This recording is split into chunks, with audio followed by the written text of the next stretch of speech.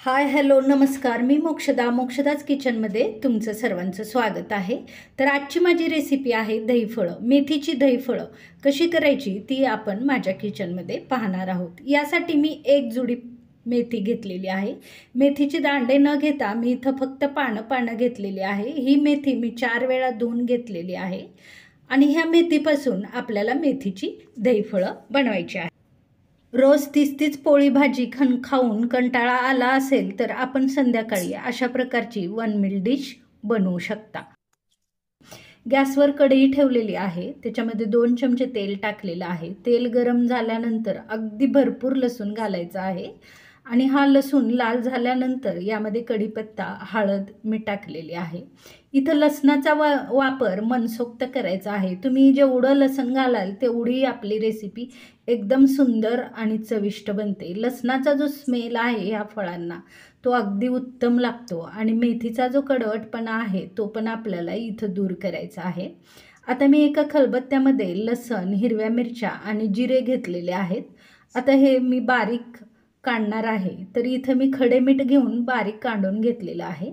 गॅसवर कढई ठेवलेली आहे आणि ह्या कढईमध्ये मी चिरलेली मेथी टाकून देत आहे. त्याबरोबरच मी वाटून घेतलेले हिरव्या मिरच्याचा ठेचा जो आहे तो पण घालून घेतलेला आहे. इथं आपल्याला मेथीचा कच्चापणा दूर करेपर्यंत आपल्याला मेथी परतून घ्यायची आहे. 3 प्रकारचे पीठ घेतलेले आहेत. मी इथं गव्हाचं पीठ, ज्वारीचं पीठ आणि बेसनाचं पीठ हे 3 प्रकारची पीठं घेतलेली आहेत. तर ह्या पिठामध्ये तुम्ही ज्वारीचं पीठ जास्त वापरू शकता किंवा गव्हाचं पीठ वापरू शकता जास्त.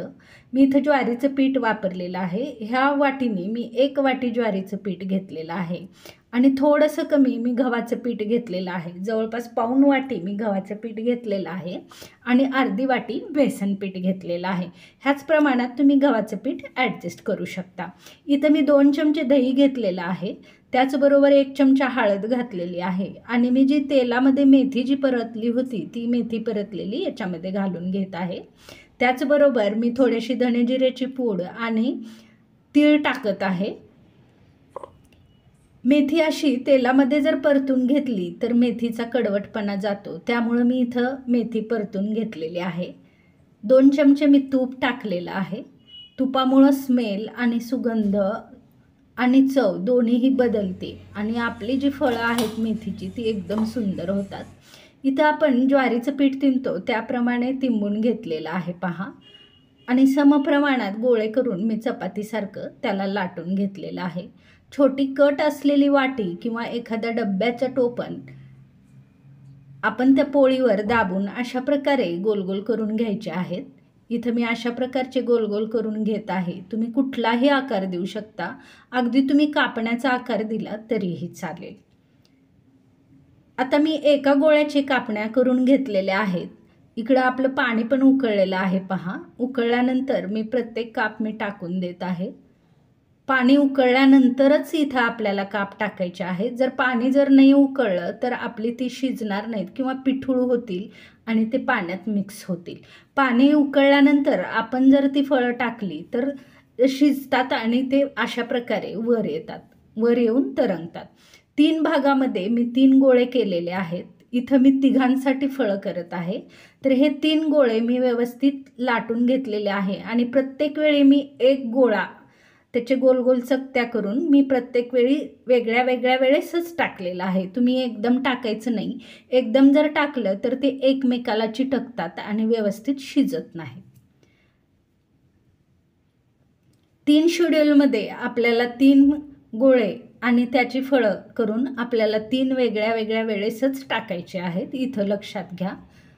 आता छानपैकी शिजलेली आहेत पहा.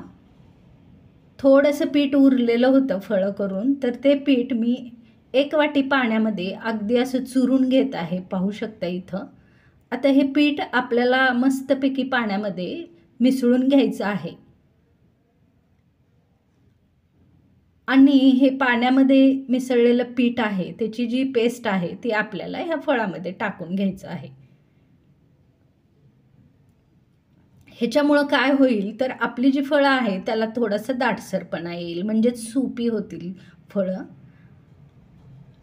आणि ह्या फळामध्ये पाणी जास्तच ठेवा. पाणी जास्त ठेवल्यानंतर आपण ज्या वेळेस ते गरम गरम फळं खातो आणि चमच्याने ते पाणी आपण स्वीट करतो तर त्याची मजा एकदम भारी असते.